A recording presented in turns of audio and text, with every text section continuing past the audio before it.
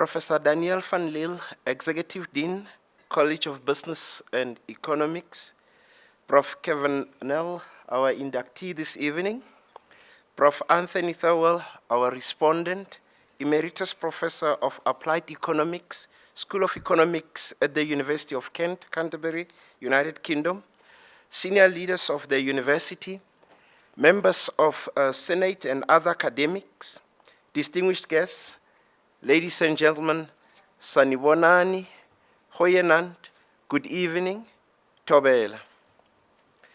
It is indeed a great honor and a special privilege for me to welcome you to the Professorial inaugural lecture of Professor Kevin Nell. As I do so, I wish to express a warm welcome to his loved ones, special guests, and his colleagues.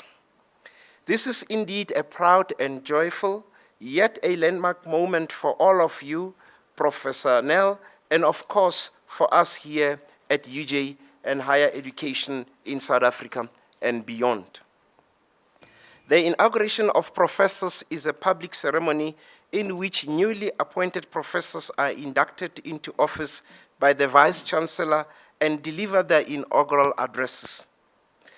The ceremony has its roots in the medieval university and serves multiple purposes. Firstly, it is an expression of welcome and an entry for new professors joining the circle of colleagues who are already professors. Secondly, it provides a platform for professors to display their expertise in the discipline and showcase their research. In isiXhosa we say, ukuthweswa isidanga kwisigaba sobujingalwazi.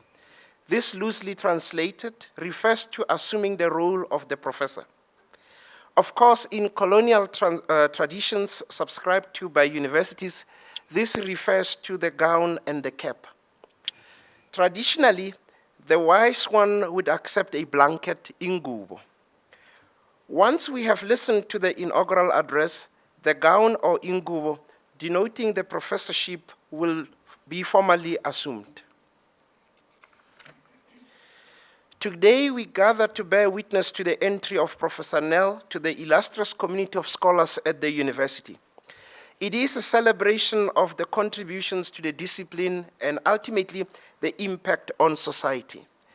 Professors provide a university with its identity, character, and academic legitimacy and integrity. The inaugural lecture is a rite of passage following the confirmation of the appointment of the person as a professor. This evening, we will listen to Professor Nell as the gown goes to town.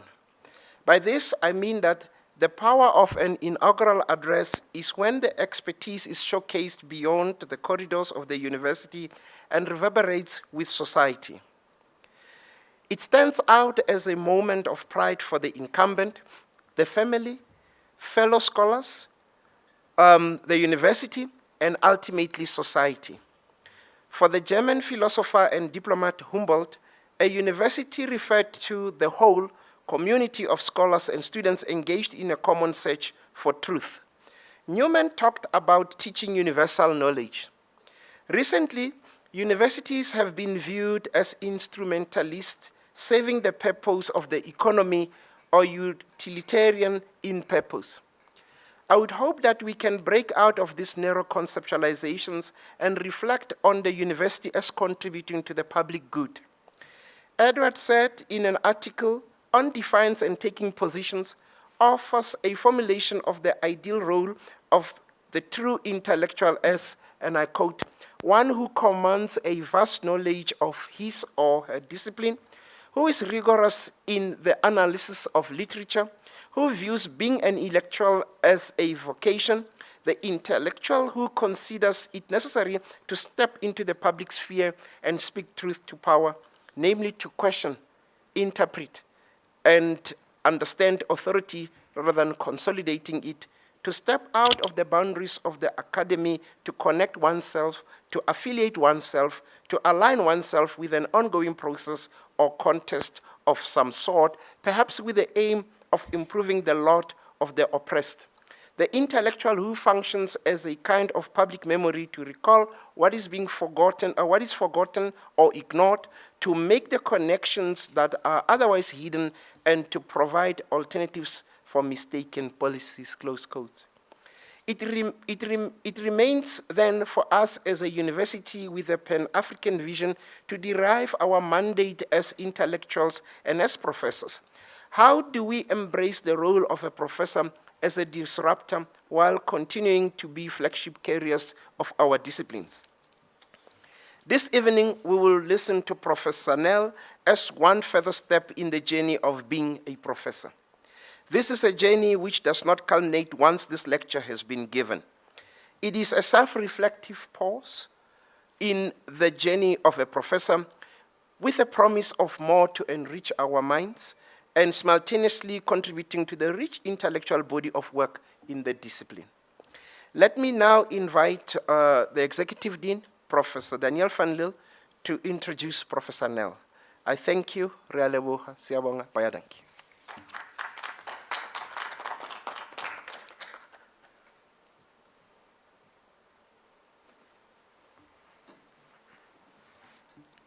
Thank you, Professor Mpedi, and good evening to all of you.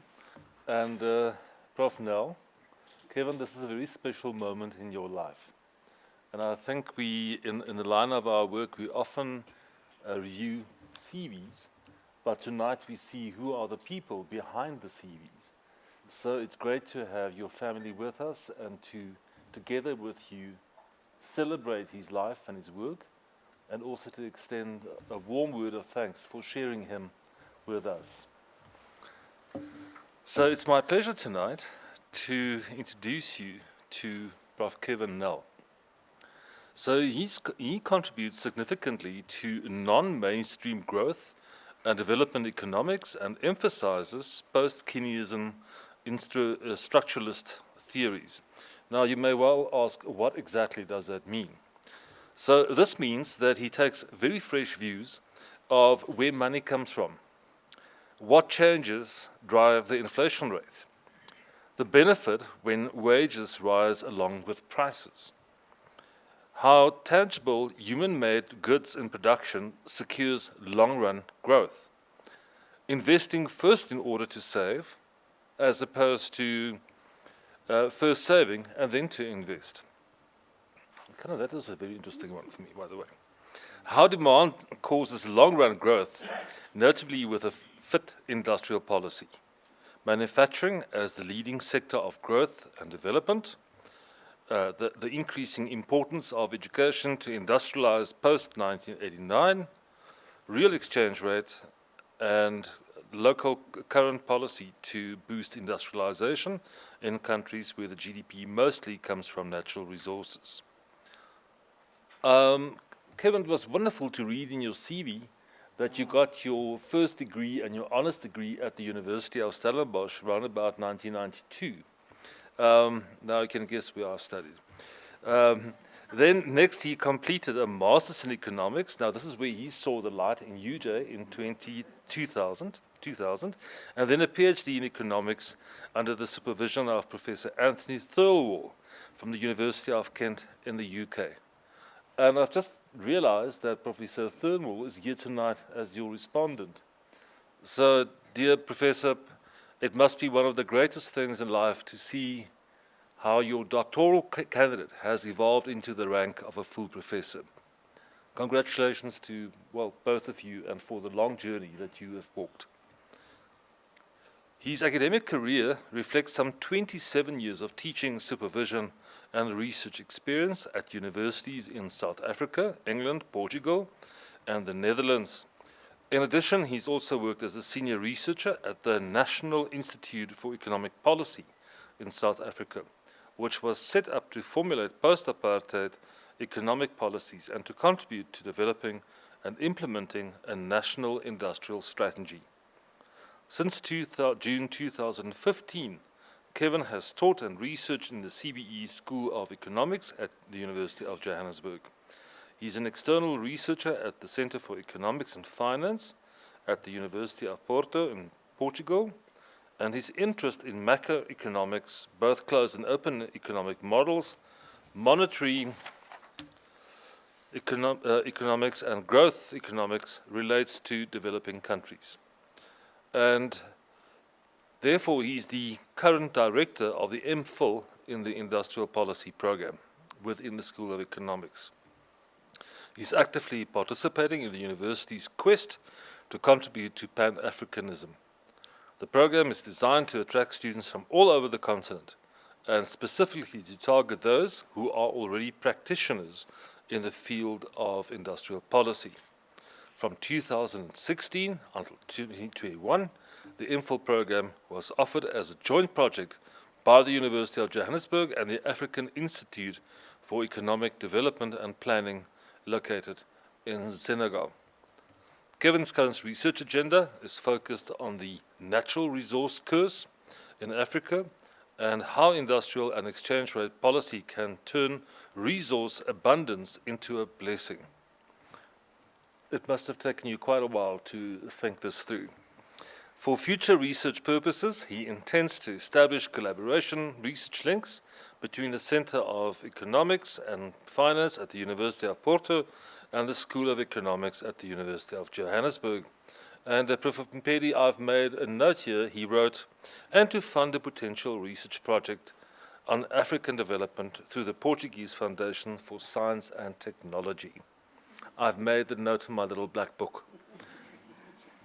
Kevin, on this note, it's my pleasure to introduce you to take the podium and to share with us, why are you a professor? Thank you very much.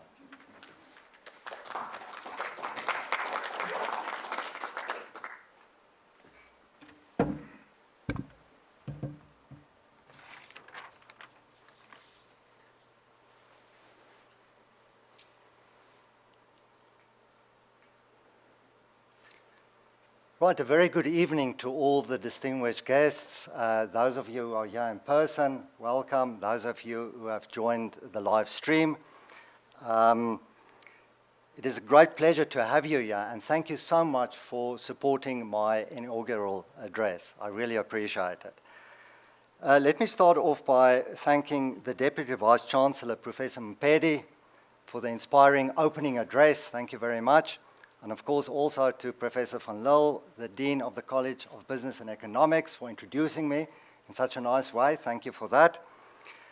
And a special thanks to my respondent, Professor Tony Thirlwell. I'm honored to have you here as my discussant today. You have been a great inspiration to me over the years.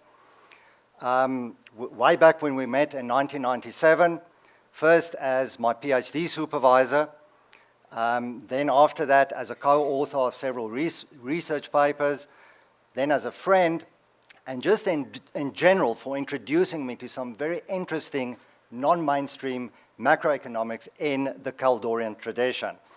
And I know you'll be very pleased to know that we have a very strong core of non-mainstream economists working here at the University of Johannesburg. I'm also very grateful to everyone at the University of Johannesburg for all their support during the years. I mean, first of all, again, Professor van Lille, the Dean of CBE, Professor van Zyl, the Director of the School of Economics, for your strong leadership over the years, and especially during the difficult times of the COVID pandemic. Much appreciated. And then a special note of thanks also to all the staff members of the School of Economics. I've had a great time since I've been working at the University of Johannesburg. Time flies when you're having fun, and it's already, when did I start off? In 2015. I've had a fantastic time thanks to you. Very, very much appreciated. Thank you to all my students. I always believe, of course, as a teacher and a supervisor, students learn from you, but it's a two-way relationship. You also, as a teacher and supervisor, you learn from your students. And my motto is always that a good teacher never stops learning. So thank you very much to all the students I've taught, not only at UJ, but in all the other universities. Last but not least, I would like to express my gratitude to my family. on the South African side and also on the Portuguese side. My wife is Portuguese. And a special thanks to my mom and dad, Roy and Ria, for coming here all the way from Bedford in the Eastern Cape to support me. And what you don't know, but what they know very well, is that I used to be a very naughty undergrad student, even a little bit before that. And they had their hands full with me during several stages. So thank you very much for all your patience and perseverance. You see, it finally paid off, right? Okay. And then lastly, to my wife, Maria Margarida, thank you so much for your unconditional love and unwavering support. Although I have to tell them, you said, well, it's almost very close to unconditional love, but not quite, which is fair because I still need to behave myself, right? So, yes, and we've come a long way, Maria and I. We met in 1997 as PhD students at the University of Kent in the United Kingdom. And we're going to have to thank Professor Thirlwell, because way back, you remember, he was the director of graduate studies. And, without Professor Thirlwell's intervention, we never would have met. So, Professor Thirlwell, thank you very much again, in addition to all the other things you've done for me. Okay, so, so my inaugural address today is entitled Money, Inflation and Growth, an Unorthodox Perspective. So let us first start off with an interesting question. What approach to economics provides a more accurate description of the growth and development experience of less developed economies? Like $1 million question, right? Is it kind of a more unorthodox approach, mainstream approach? To be fair, that is what is taught at most economics departments across the world. It is also something you will find with multilateral institutions. They're pretty orthodox, like the IMF, for example.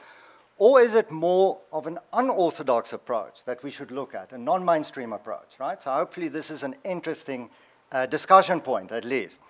Now, what I'm going to do in this inaugural address, I will outline the merits of a more unorthodox approach to better understand the growth and development performance of underdeveloped countries and emerging market economies, right? So you can clearly see where I'm from, but I'll try and convince you that unorthodox economics provides us with useful insights. And then, what are the policy implications? Right, so that's very interesting, of a more unorthodox approach. And then I will discuss that within the broad topics of money, inflation, and growth. So let us have a look at the first topic, money and structural inflation. So monetarism, which is a more orthodox approach, is closely associated with the work of Milton Friedman, where he basically hypothesized that inflation is the outcome of excessive monetary expansion by the central bank relative to fixed supply capacity. So when you see inflation, it's always because of excess demand. That's very orthodox. The supply never responds to demand, right? And only long-run effect is inflation. Then the more unorthodox approach is structuralism, which basically saying, well, supply responds to demand, but very slowly because of supply rigidities and bottlenecks in the economy. So you can look at, for example, foreign exchange shortages and the dispersion of demand between submarkets. So supply is adjusting slowly to demand, but because of these bottlenecks, you have structural inflation, right? So I can give you an example of structural inflation. For example, a foreign exchange constraint is where you're industrializing, and when you're industrializing as a developing country, you need to import capital intermediate goods. They're more productive than domestic resources with embodied technical progress. But the export sector is lagging, and therefore there's a foreign exchange constraint. And as a result of the foreign exchange constraint, the nominal exchange rate depreciates, and that will cause import prices to increase, and that will lead to inflation. But you can see that whole inflation is just part of the growth and development process. It's not pure excess demand like in monetarism, right? There's a difference between the two. And then so you have the interesting policy question when you look at the more orthodox approach and the unorthodox approach, structuralism. What are the implications of very conservative monetary policy measures when the cause of inflation is structural. Well, if you have very low and restrictive inflation targets, that will lead to slow growth and employment, right? So as a policymaker, you need to be aware where inflation originates from. If it's structural, you need to be more and tolerate more inflation than otherwise would be the case. Right? So it's a very important policy implication to know what the underlying cause of inflation is. A little bit of evidence, so if we look at empirical evidence, I can quote the study by Ndikumana and Heinz 2011 for sub-Saharan African countries. They find evidence of structural inflation. And then my own work, Nell 2004, I look at South Africa, which is interesting, and I find evidence of structural inflation, foreign exchange shortages since around the mid-1980s. Right? And I also show in another paper, 2000-2001, that money merely accommodates the inflationary process in South Africa. So that is very structural in nature. It's not like monetarism, where money, excessive monetary expansion is the underlying cause of inflation. Yeah. Then related to that, I also make the point, even though inflation is structural, it originates from the supply side. Demand can still be used, demand management policies by the South African Reserve Bank to control inflation. And this is indeed what I show in a few papers, 2006, 2018, through a Phillips curve model, that demand still plays an important role to control inflation in South Africa, even though the underlying cause is structural, right? So the Phillips curve accurately predicts South Africa's decelerating inflationary pattern from the mid-80s until 2001, and then the non-inflation pattern from 2001 onwards. So demand is still important, but what are the implications if you're controlling structural inflation through demand management policies? The policy implication is simple. Inflation should not entirely be squeezed out of the system because it's part of the growth and development process, right? And nor should it necessarily be kept at the lowest possible level. So that's kind of very unorthodox compared with monetarism, which is, that stance is inflation should be zero or close to zero. Then let's have a look at another topic which is related to the previous one. Now, structural inflation is just the outcome of the growth and development process. In this section, we want to look at whether inflation can actually stimulate growth in an exogenous sense. It's not just the outcome of the growth and development process, right? And then ask ourselves some interesting questions. Is inflation always harmful to growth? Is zero or close to zero inflation an optimal monetary policy strategy? Given the strong dislike, let's face it, that we as the public have, we don't like inflation, and the central bank in general. So let me say from the outset that high and volatile inflation can be seriously harmful to growth. So we don't want that, that's for sure. And then I can qualify it even further and say that not all types of inflation will be conducive to growth. So what we see in our current environment at the moment, pure cost push inflation, the war in Ukraine, so we have rising energy and food prices, that is not good for growth. That will reduce profit, income, investment, and growth. So it's all about the type of inflation. At the same time, in our current environment, you've also got to take into account that you also have structural inflation operating at the same time as cost push inflation. Supply bottlenecks in the transport sector, right? So there's demand, but because of the COVID pandemic, workers are sick, and so you have these supply rigidities. We have inflation. That type of structural inflation, the monetary authority should not overreact when it's that type of inflation. Also, what is happening in China, for example, with the strict lockdown measures, that will also create some kind of structural inflation and rigidities. And again, inflation from structural sources should be tolerated. Right? So it's very important to qualify that and to emphasize inflation can stimulate growth, but it depends on the type of inflation. Right? So not all types of mild inflation are bad for growth. The type that can stimulate growth is inflation that originates from the demand side through a monetary or fiscal expansion. And that kind of scenario, inflation, mild inflation, can benefit growth. Thirlwell in 1974, in his book, Inflation, Saving and Growth in Developing Countries, he provides an excellent overview of theoretical models in which mild inflation can stimulate growth. Right? And it's a highly recommended book. It's incredibly interesting. So there it's all about a monetary expansion or a fiscal expansion, right? So I can give you an example of a model, for example, Kaldor's model of redistribution. As a result of a monetary expansion, demand increases, so firms' plans to invest will exceed plans to save initially. That will lead to inflation, real wages of workers will decrease, and profit income will be redistributed from wage earners to profit earners. And if profit earners have higher saving propensity than wage earners, the saving ratio will increase. You see, so investment, business fixed investment, finances itself almost through inflation. One should also qualify this because obviously, this is useful, especially where you have structural unemployment in capital scarce countries. A little bit of inflation can generate a faster rate of capital accumulation and get rid of structural unemployment. And there's also a misperception because when you say, well, the real wages of workers will fall, okay, that's not a good thing. What will happen at the end of the day? Well, it's a little bit ambiguous because real wages will fall initially because of inflation, so you're redistributing income. At the same time, of course, you're increasing physical capital, productive capital, which may increase labor productivity growth, and wages can increase because of that. Yeah? So what is the net effect? So that is one nice example to show you where mild inflation can actually stimulate growth. Then we want to look at the evidence. So that's a little bit of theory, the growth benefits of mild inflation. What is mild inflation? What is the optimal inflation rate? So you want to check, up until a certain inflation rate, inflation can benefit growth. Beyond that inflation rate, the effect is negative, right? And what do we get from the evidence? So this is very interesting. My overview of the literature shows that cross-country evidence differs across industrialized and non-industrialized countries in terms of the optimal inflation rate, right?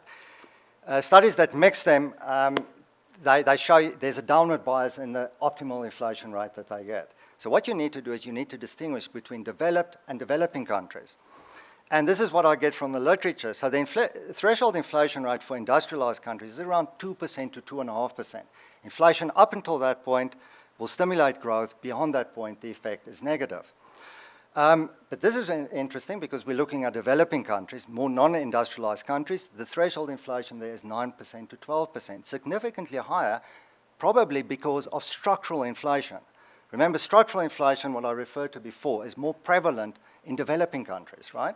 And then you can see 9 to 12%, inflation up until 9 to 12%, positive impact on growth and living standards.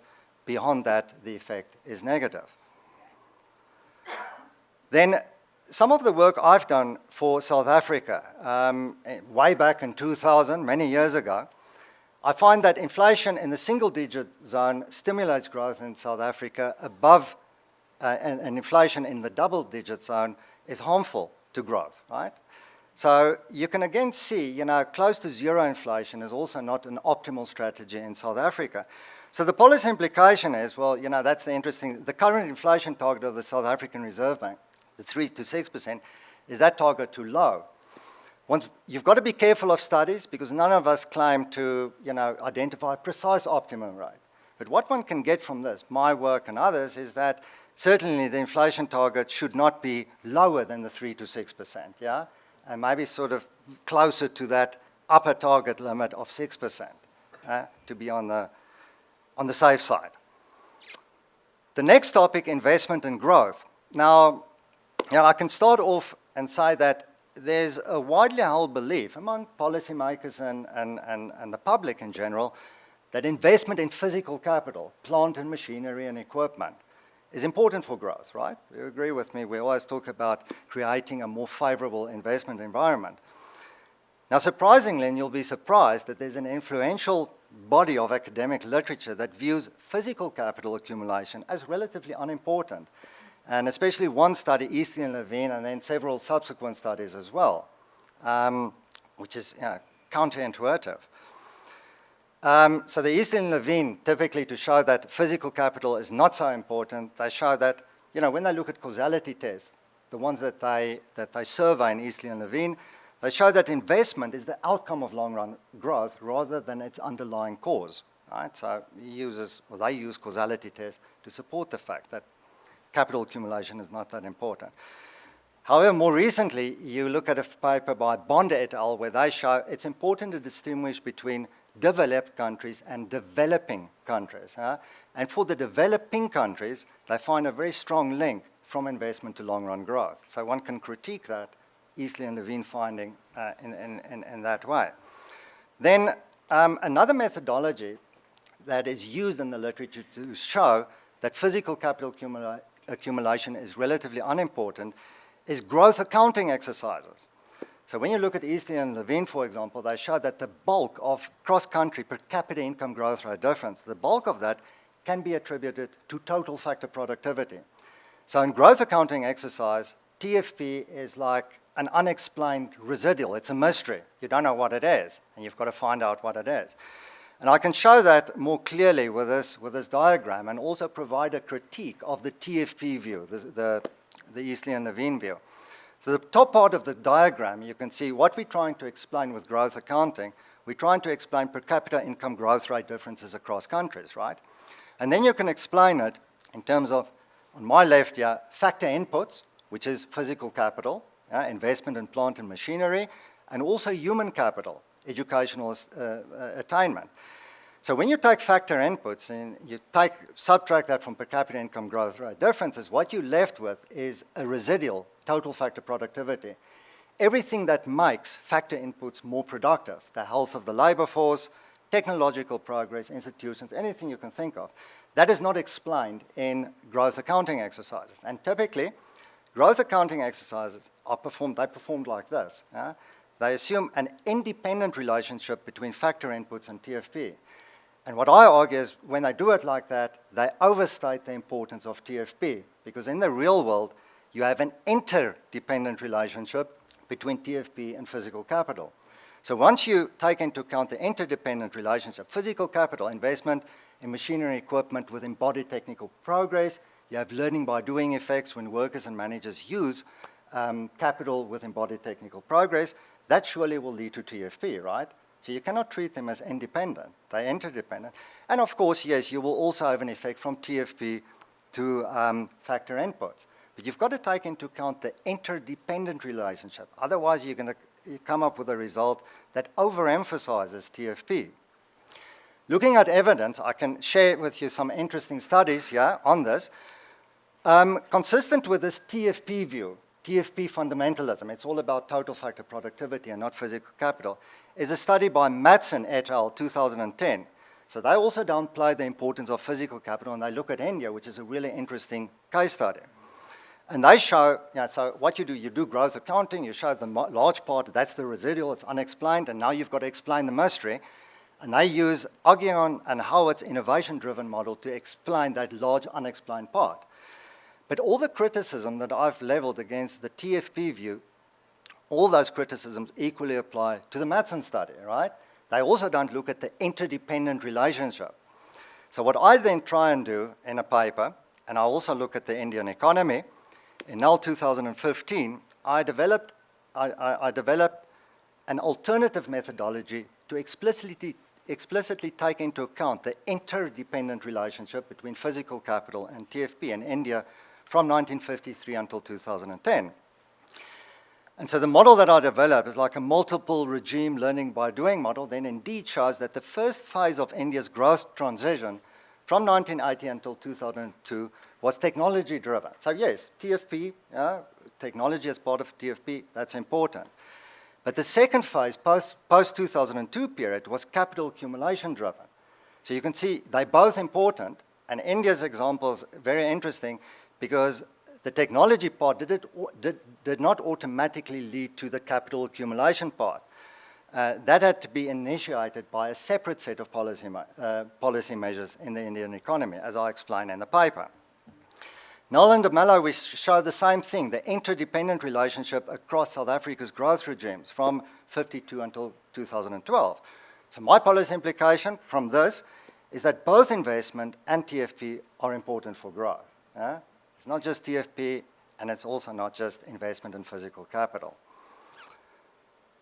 Then still staying with the investment story, studies that downplay the importance of investment in physical capital, you can look at it from a different perspective when you look at the diminishing returns to capital assumption of the Solar Swan model, which is assumed by the model, right? diminishing returns, and so, what does that mean? It simply means that the extra output that you get from an additional unit of capital becomes smaller and smaller as capital accumulates. That's diminishing returns, right? So as a result of that assumption of the Solar Swan model, that's very, very neoclassical, investment has no long-run effect on per capita income growth. But if you then go and you look at alternative models like AK models, Romer's model, in contrast, that AK models assume constant returns. So output increases in the same proportion as capital. So the productivity of capital remains constant. So AK models, obviously, they see capital to be more productive, again, because of embodied technical progress and investment in machinery, for example, learning by doing effects and externalities. And the main implication with AK models, investment matters for long-run growth. So you can contrast the two nicely. And I can explain this very quickly. So you have the Solar Swan model, for example, with diminishing returns when you look at the diagrams. So if you look at diagram A, what you have on the vertical axis, you have a measure of living standards, income per person, and on the horizontal axis, you have time. So if you assume the economy is growing at some exogenous rate, let's say G, up until period T0, and now you introduce an investment subsidy, so the investment ratio goes up by the government, for example, the economy will temporarily grow faster until the economy reaches a new steady state level where income per person is permanently higher. So in T0, if income per person, for example, was 10,000 Rand, you can increase it permanently to 13,000 Rand, right? There's a permanent level effect.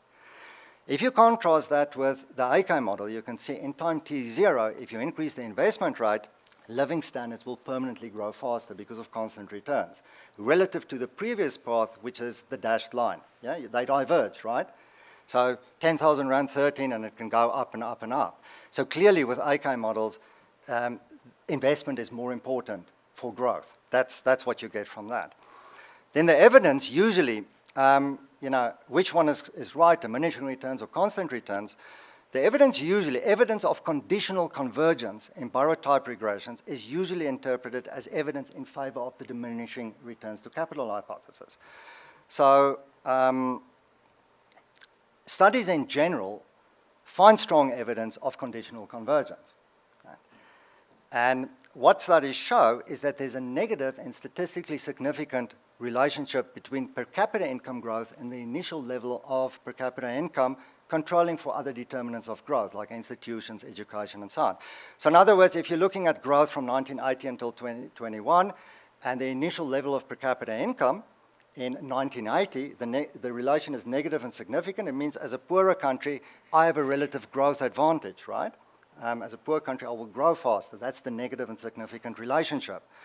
And that is seen as consistent with diminishing returns, because as a poor country, I have a low capital labor ratio. I'm a capital scarce country, and relative to rich countries with high capital labor ratios. So if you have diminishing returns, if you're a capital scarce country, the productivity of capital will be higher and I will grow faster.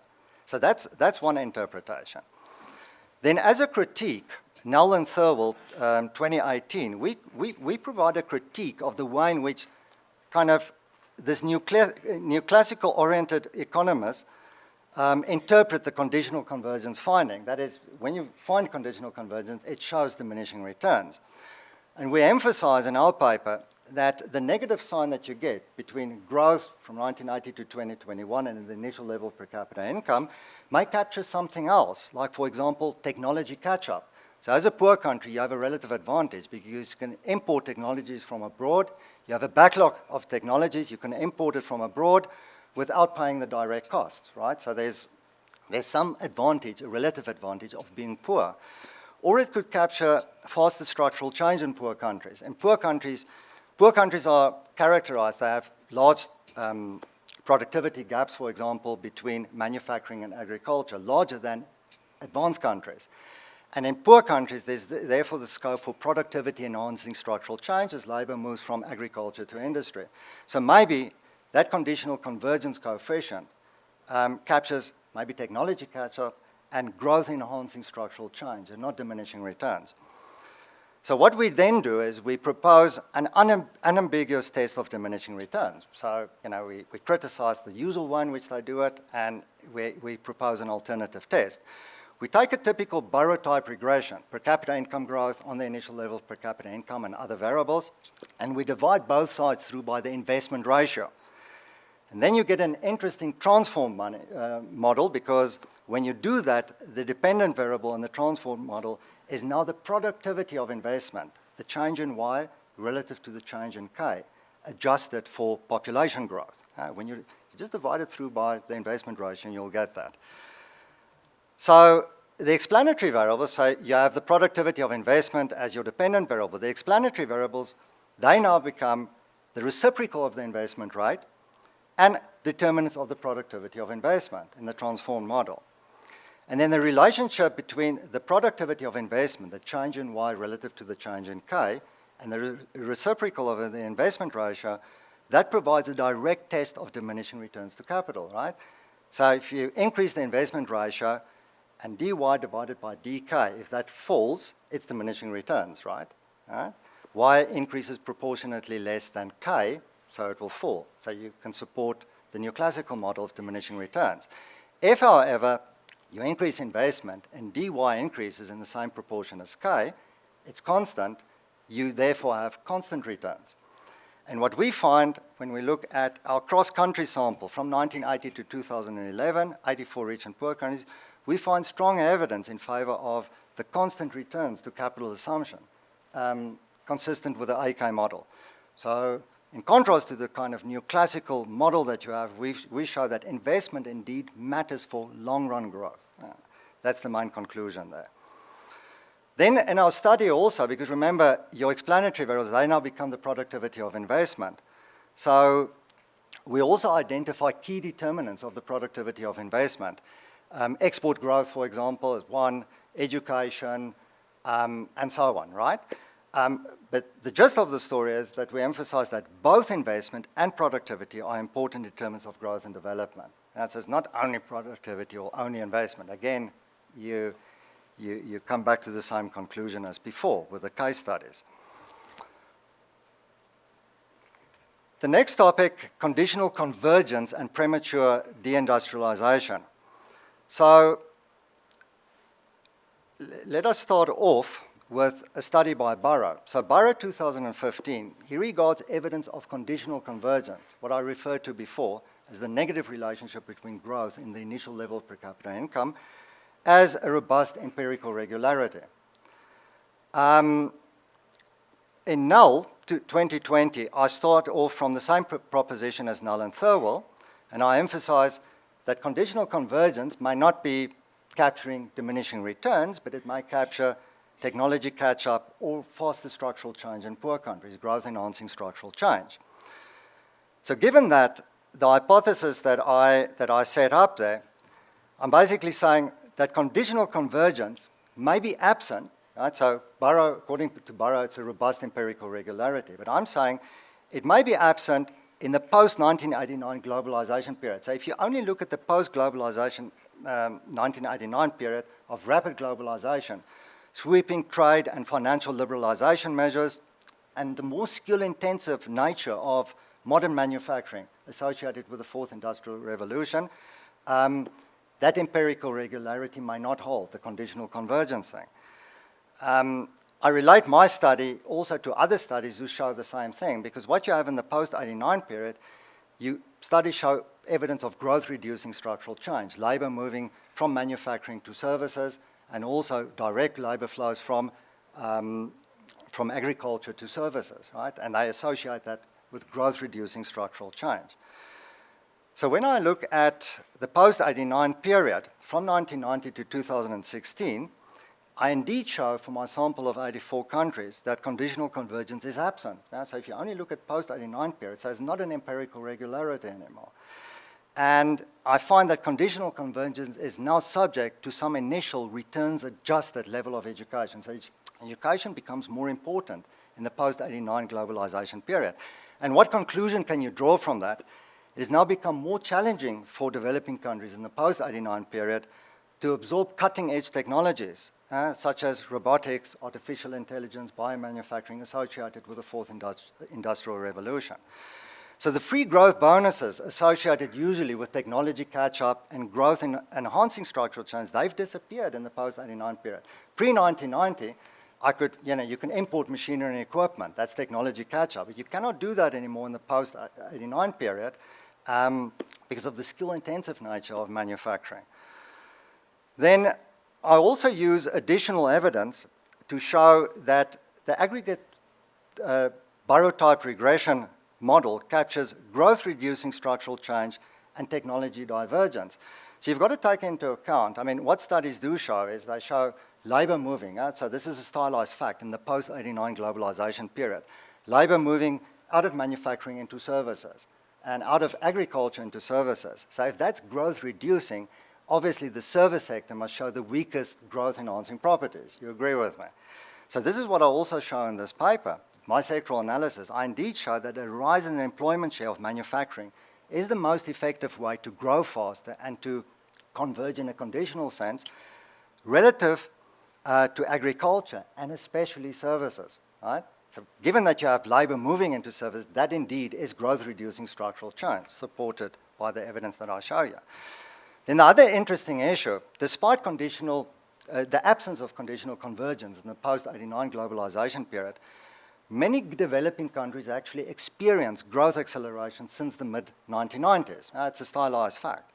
And then converge with advanced countries in an absolute sense. So you have a disadvantage, relative disadvantage, but remember in the growth regression you have other variables too that might offset that. However, that absolute convergence that we viewed since the mid-1990s coincided with premature deindustrialization, which you can broadly define as developing countries turning into service economies without having gone through a proper process of industrialization. So if I take my result, and I'm showing in that paper, manufacturing remains the engine of growth, as hypothesized by Kaldor's original growth laws, and you can see Thurwell's excellent overview of that, then that predicts that the growth accelerations that we saw, mid-90s, that they're actually unsustainable because they have not been accompanied by rapid industrialization. It's the service sector playing a role, and that's still not the engine of growth. And the prediction indeed is consistent when you look at the slowdown in growth following the drop in primary commodity prices, 2013, and also the slowdown in the Chinese economy. So the final little bit, unorthodox bit, balance of payments constrained growth model. So let's have a look at some interesting questions that we're all interested in. Why do living standards in some countries increase at a faster rate than others? That's a very, very important question. Why do some initially poor countries manage to catch up with rich countries while others fall behind? Because that's what we see. Can we explain that? So the neoclassical model, if you look at the orthodox model, just explains that in terms of differences, in terms of factor inputs. Labor force growth, physical capital accumulation, and TFP that I referred to that. So faster growth in that will explain why you grow faster, but they all determined from the supply side. Demand plays no role in these neoclassical models. So this is where the unorthodox bit comes in, because the basic premise of more Keynesian-oriented balance of payments constrained growth models is actually that factor inputs and productivity, they're all highly responsive to demand.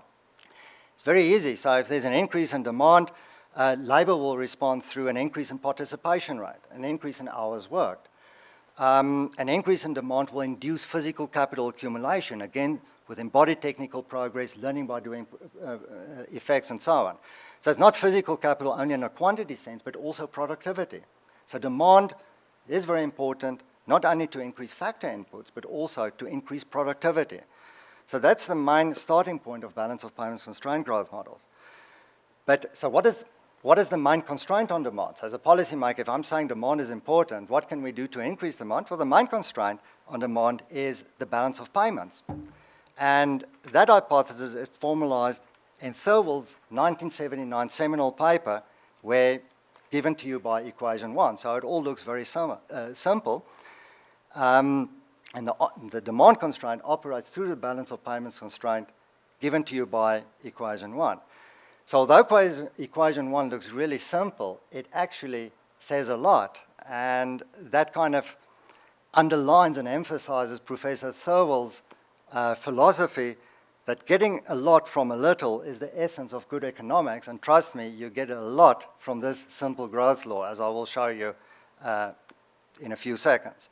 So given the growth law there, let's say, for example, so demand is important. What will happen, given the growth law, is as a policymaker, you say, okay, I want to increase demand. Factor inputs and productivity, they respond. So let's say you try and do it through consumption. An increase in consumption spending, okay, that's demand. The problem with that is that expenditure components all contain an import content. So what will happen when you do that is imports will grow faster relative to exports. And based on the growth law, you can see the balance of payments constraint is equal to export growth relative to the income elasticity of demand for imports. You're not doing anything to exports, right, when you increase consumption. And that will lead to a balance of payments deficit, and you cannot borrow indefinitely in foreign markets. So consumption spending, you will need to slow that down based on this growth law. The only way in which you can lift the balance of payments constraint is through an export-led growth strategy. You can see that from equation 1. If you increase export growth, remember exports will generate foreign exchange to finance the import contents of all the other expenditure components, right? Consumption, investment, and government spending. So exports will increase and allow all the other expenditure components to increase as well. And there you go. You've relaxed the balance of payments constraint on demand. So the first policy implication, export-led. You've got to improve the structural demand features of exports in foreign markets, and usually you can think in terms of how are you going to do that. You've got to make your goods more attractive to foreign consumers, right? In terms of technical sophistication, product differentiation, and so on. And we'll look at more specific policy measures later on in the concluding section. Then also, you can see, this is also unorthodox. How can you lift the balance of payments? You can do it through selective protection measures. If you can decrease the income elasticity of demand for imports, the pie, because if you do that, you're generating more domestic demand. That's what you want to do, without causing balance of payments difficulties, and you will lift the balance of payments constraint. An interesting prediction of this model, too, is that, so this goes against the kind of orthodox free trade mantra. The prediction of the model is that trade will not be, or free trade will not be mutually beneficial across rich and poor countries. If you liberalize in the world economy, it will come at the expense of poor countries. So I'm not going to explain that in detail because we're running out of time. The empirical relevance of the model. So even though, you get more complicated extensions. So this is the original growth law, but then you can include the exchange rate, capital inflows, and so on. In many cases, the extended model provides a better fit of the actual growth experience, but overall, the export volume effect usually dominates, as shown to you by equation 1. Even though you extend the model a little bit, the simple growth law still holds very well. Other extensions of the balance of payments constraint growth model, I'll just quickly give you a review of that. So these extensions, they don't necessarily provide a better fit of the model, right? But they give you additional policy insights, which you can't get from the simple growth law. So the multi-sectoral model of Araujo and Lima, 2007, so they disaggregate income elasticities of demand for exports and imports across sectors. It's useful, that disaggregated model, because you can identify sectors with high income elasticity of demand for exports, and you can shift your resources to those sectors. Or you can identify sectors with low income elasticities of demand for imports, and you can shift your resources to those sectors. And based on the simple growth rule, you're going to lift the balance of payments constraint. Then my extension, the generalized version in Nell 2003, I disaggregate the income elasticity of demand for exports and imports across different trading partners. Yeah? So that's also useful. It provides you with additional policy insights. With that disaggregated model, you can identify fast-growing foreign markets with high income elasticities, and you can divert your resources into those markets. Or you can target import substitution from markets with high income elasticities of demand for imports, and you will lift the balance of payments constraint. And other empirical evidence for South Africa and Zambia, work that I've done with some students of mine, Mashlongo and Nell, 2019, we do show that the balance of payments constraint growth model provides key policy insights on the sustainable and unsustainable nature of South Africa's growth transitions. over the period 1960 until 2017. Jamfwembe and Nell, we look at the Zambian economy, so we apply the model to the Zambian economy, and we also look at, there's also a bit of disagreement within the balance of payments constraint literature. What is the best method to test the law? So we show in that paper that the best method, not the best method, but it's still a rigorous method, is still the conventional method. Some of the empirical studies I did with some of my students. To conclude, let me quickly summarize. Arguments in favor of a more unorthodox approach. So this is what the address is about. There are strong theoretical arguments backed up by empirical evidence that mild inflation could be beneficial for growth. A relatively high threshold value in developing countries, because of structural inflation. Investment in physical capital matters for long-run growth. That's what I argued before. But it's very important, neither capital fundamentalism nor TFP fundamentalism is desirable. Both are important, productivity and investment in physical capital. Manufacturing remains the engine of growth. Post-'89 period, we think it's services, and I'm arguing that it's still manufacturing. But that will become a more challenging path to follow for developing countries relative to earlier industrializers, primarily because of the importance of the quality of education. So it's going to be more challenging, but you can't get around it. It is still manufacturing. Demand is important, and an important determinant of cross-country growth rate differences, and the main constraint on demand is the balance of payments. And then I can finally conclude with a few policy measures that one can use to relax the balance of payments constraint on demand. And that brings us to the importance of industrial policy measures, which is my day job at the University of Johannesburg, because I'm part of the MCOM in development and the MPhil in industrial policy, and that's what we do there. So to lift the balance of payments constraint on demand growth, you've got to try and generate faster growth in manufacturing exports. You can try and implement industrial policy measures such as the creation of industrial hubs, targeted R&D spending to export sectors with to sectors with export potential. And this is an interesting one. You can try and reduce the price of non-tradables relative to tradables. Tradables manufacturing, non-tradables, stuff like financial services, utility, gas, water and electricity. And in South Africa, we can all relate to electricity, right? So if you can reduce the price of non-tradables, you will increase the profitability of the manufacturing sector, and the manufacturing sector will be able to increase its output and perhaps exports. And then finally, some selective protection measures. That's the balance of payments model. It's not always about free trade, but selective protection measures. It's difficult to use tariffs under the regulations of the WTO.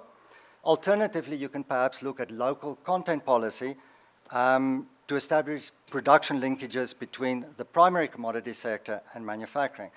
And this is what Siddiqui and I, another student of mine, what we try and analyze in Mali, where we look at the gold mining industry, and we get some really interesting results there in terms of the effectiveness of local content policy. Right, thank you very much for listening.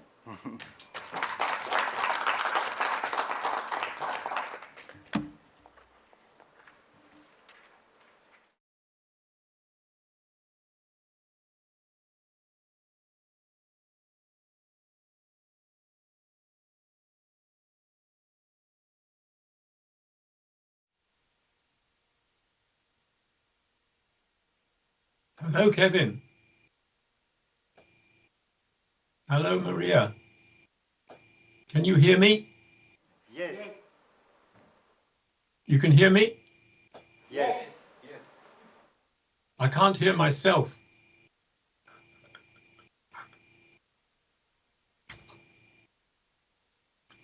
I can't hear myself. Do I have to hear myself? No. Okay. It's very nice, Kevin and Maria, to see you.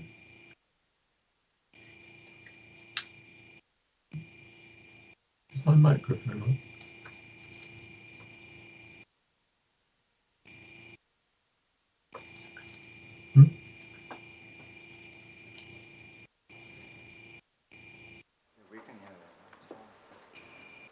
Prof, we can hear you fine. You can go ahead.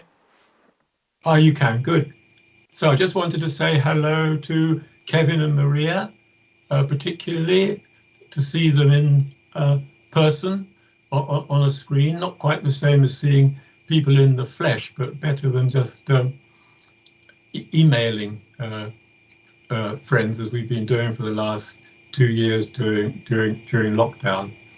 And well, hello to everyone else, wherever you are. If you're curious where I'm speaking from, I'm in my study at home in Canterbury, in the southeast corner of England. And when I look out of my window, I see Canterbury Cathedral, the mother church of the Church of England. And Kevin will know, and Maria will know the view well. So I'm really happy to be the respondent to Kevin's inaugural lecture, because as Kevin said at the beginning, we've known each other for 25 years. We're really good friends, and I'm a great admirer of his work. And I thought Kevin's lecture this evening was absolutely splendid, and I'll say more about it later. And so I would like also just now to take the opportunity to congratulate him on his promotion to a chair. Much easier to write on, I think, a chair. What's always impressed me about Kevin's work, his research work, is how thorough he is with data collection and refining data, and in choosing the best estimating techniques for analyzing the data, especially allowing for structural breaks in time series, which often occur. And I witnessed this attention to detail at first hand in recent work that Kevin referred to, where we tried to explain why there are differences in the productivity of investment between countries. And there are big productivity differences between countries, that countries might invest the same ratio to GDP, but get much more growth than others. And Kevin spent nearly a year collecting data on 23 potential explanatory variables for 84 countries over a 30-year period. This was a Herculean task that he undertook. And then on top of that, he had to use software, didn't have to use, but he chose to use software that he'd never used before, called Autometrics, to do the analysis. And I'm really grateful for all the work that he did. I hardly did anything except doing a little bit of writing at the end. So I owe him an enormous debt. So as Kevin said at the beginning, he came to the University of Kent in 1997 to do his PhD with me on the sources of inflation in South Africa post-1950. He hardly required any supervision from me, and he completed the task on time. And in many ways, his inaugural lecture, at least the first part of it today, returns to some of the work he did then, but augmented by a lot of research that he's done subsequently on different topics other than in inflation. Well, as the world changes, if social science is to progress, it needs to challenge orthodoxy. Keynes once said, if the facts change, I change my mind. What do you do? So that is the challenge. And Kevin picks out three major orthodoxies that are still widely taught in the universities today, but in his view, and indeed in my view, mislead and don't bear empirical scrutiny. So I agree with virtually everything he says. So what's his first attack? His first attack is on the quantity theory of money, or in the words of Milton Friedman, inflation is always and everywhere a monetary phenomenon. Now, the point about this is that if money is to be regarded as causal in the inflation process, it has to be shown that it's exogenous. But as Kevin says in his paper, in modern capitalist economies, most money consists of credit. And credit only comes into existence if it's demanded. So money is endogenous, it can't be causal. No, Kevin is absolutely right. Most inflation in countries, and particularly in developing countries, is structural or cost push or both. And if a cost inflation is treated as a demand inflation, you end up with this phenomenon of stagflation, this ugly combination of rising prices and slow growth and unemployment. Keynes, when I see a K, I always think of Keynes, but in fact, a K is for Kevin. Kevin's second attack on orthodoxy is the use of the neoclassical production function to understand the causes or sources of growth by disaggregating growth into the contribution of labor, the contribution of capital, and the contribution of technical progress, termed determined as a residual. Now, the approach, as Kevin points out in his paper, is deeply flawed. And in fact, I think Kevin could have been even more critical than he is, because the assumption of the model are so unreal. The basic model takes a closed economy. There's no demand constraints in the model. Factor supplies are exogenously determined. Structure doesn't matter.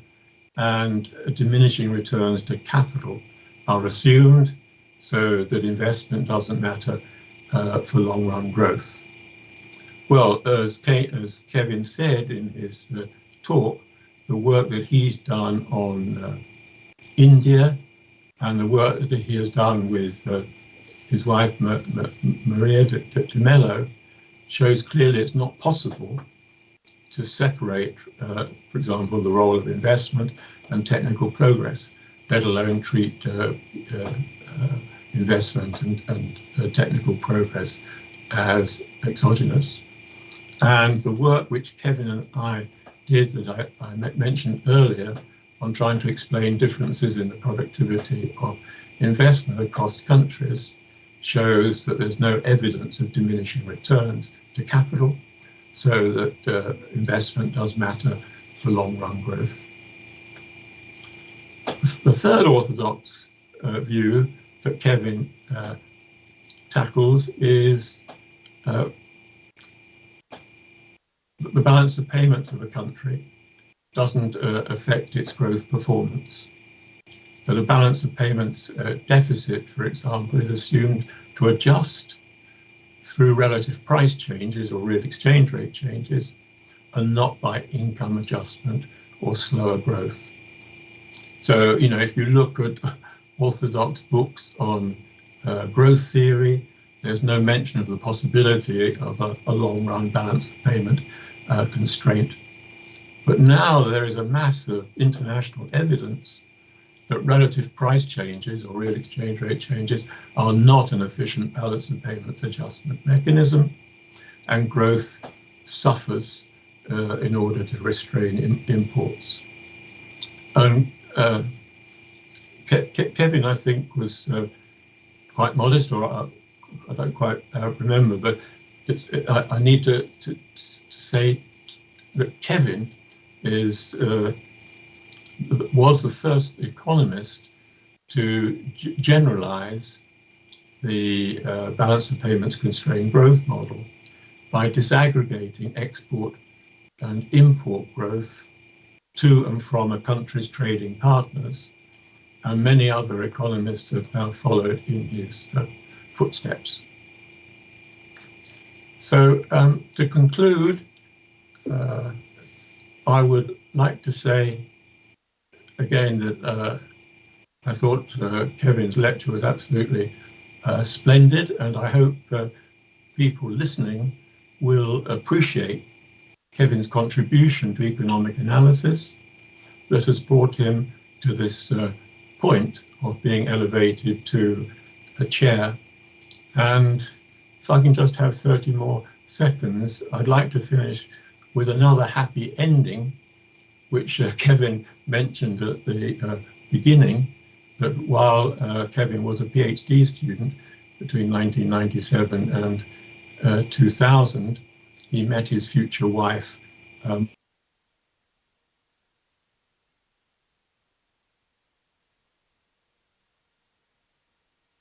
a PhD, but also a fiance. And I've got a very nice photo of Kevin, Maria, myself, and my wife in Portugal at a conference, I think. And graduate programs, therefore, are not only training grounds for future academics, but they also operate as quite efficient marriage bureaus as well. So that's all I want to say. I was told I could only have 7 minutes. I may have exceeded that, or I may have not, I don't know. But anyway, thank you very much for listening, and congratulations again to Kevin.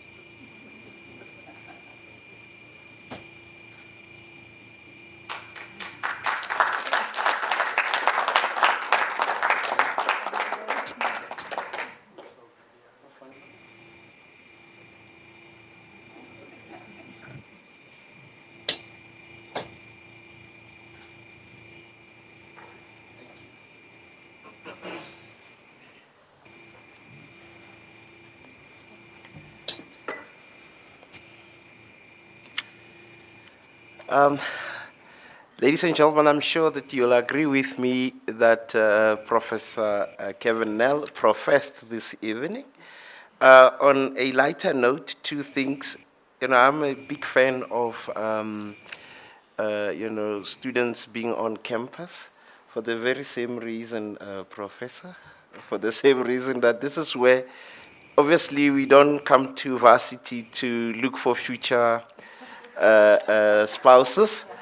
But, as graduates, universities are the right place to look. I met my wife at the library, and I suspect, Professor Van Nell, you met your wife at varsity as well.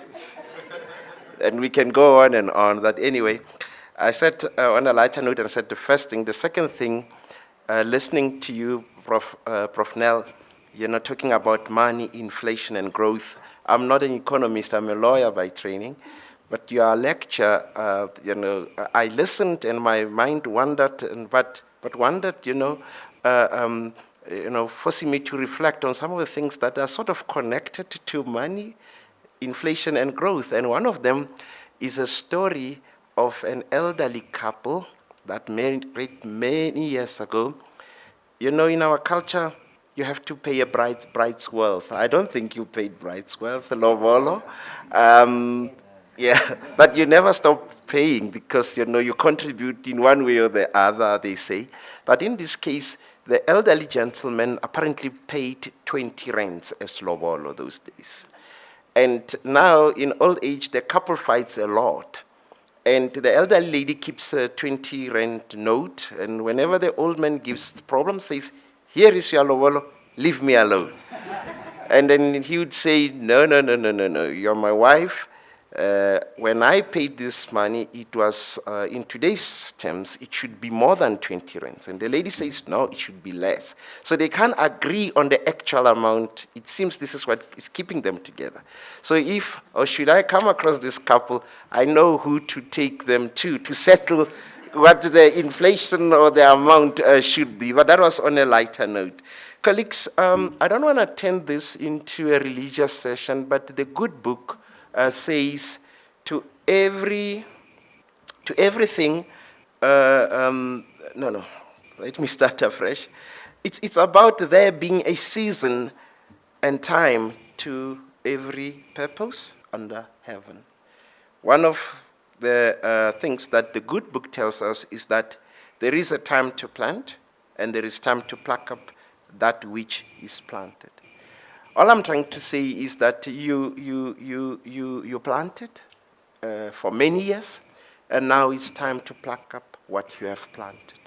And this is not something that you do alone. It's a long, lonely, and hard journey with lots of sacrifices. The family pays a lot, in terms of losing time to be with you.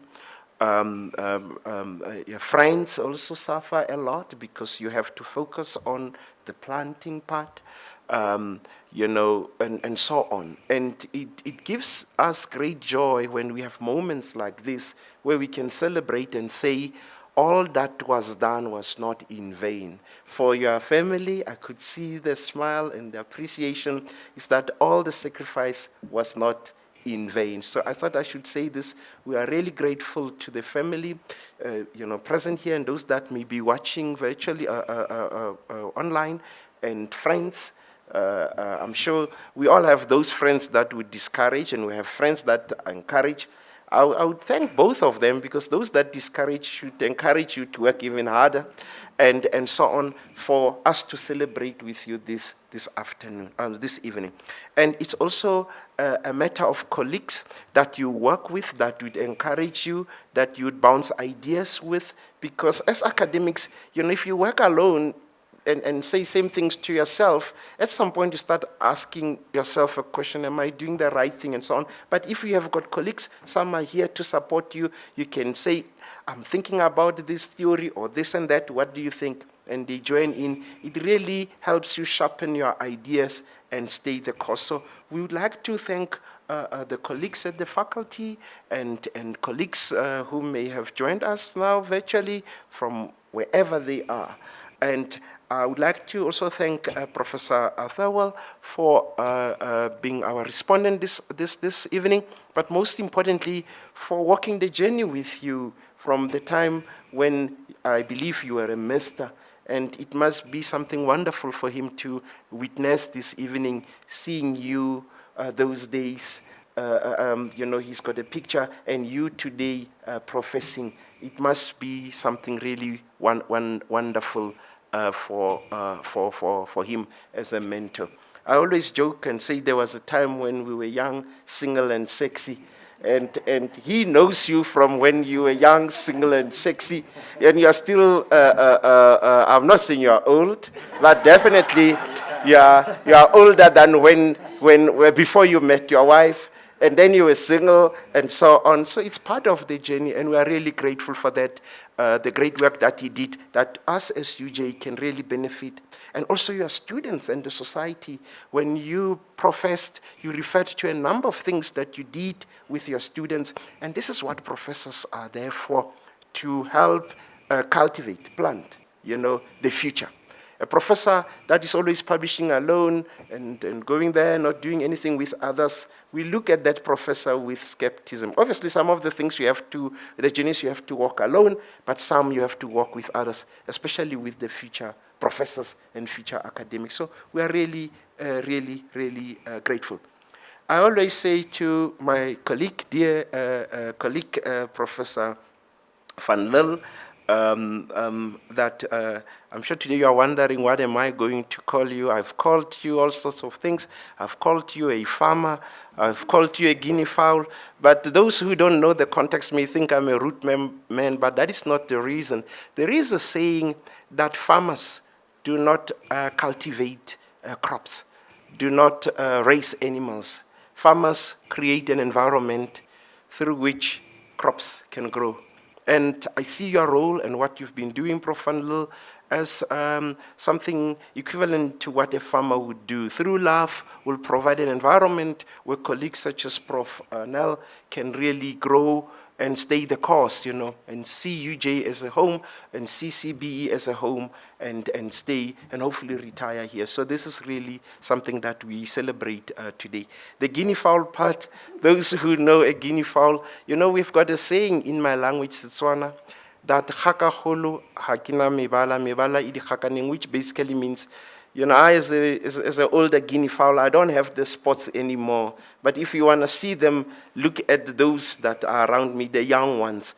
And looking at you, we're not looking for any spots, Prof. Nell, but we can see your work, we can see everything through those that are coming, up and showing your good leadership. It's only through good leadership that we would have events like this. So I thought I should mention this. I don't want to spoil this evening. The professor professed. All I have to do is really to congratulate you, Prof. Nell, once again. I've learned a lot tonight, and I'm sure those that are present in this chamber also learned a lot, not only from you, but also from your mentor, and those that have joined us virtually have learned a lot. So we're looking forward to more of these collaborative initiatives with your students, and not only in South Africa, Zambia, and all other places. This is the only way that we will develop our continent and grow and spread. And these people, wherever they go, your students, wherever they go, whether they stay on the continent, we want them to stay on the continent and help us build.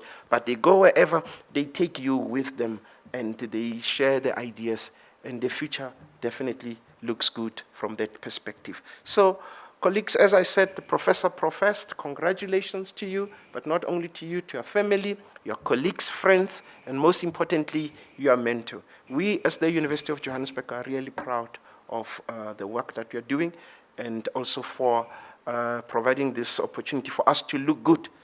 Universities that don't have this kind of events, we look at them with suspicion, and they should not be called universities. Because through this, we replenish the stock, isn't it? I'm sorry I'm calling people stock, we've got the future.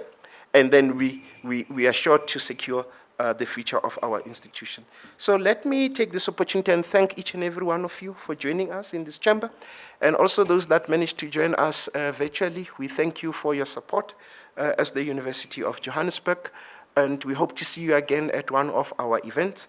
But I also wanted to thank people that are always forgotten. We had a seamless program. I'm sure you had a seamless live, production that you enjoyed. We had our colleague, our respondent, joining in from overseas and all. And these things you may think that they do themselves. They don't. There are people who work there who I'm sure stress that this has to work. He has to hear us. And I want to acknowledge you tonight, Bernice, for your efforts. Colleagues at the back, people at home don't see you, but we really appreciate what you're doing. Without you, these things will not be possible. And there may be others that we cannot acknowledge here today who made sure that programs are printed on time, who made sure that the right people are contacted, who made sure family knows where to go, and after this, that there are refreshments. We acknowledge them and we thank them very much. So ladies and gentlemen, thank you very much. Till next time.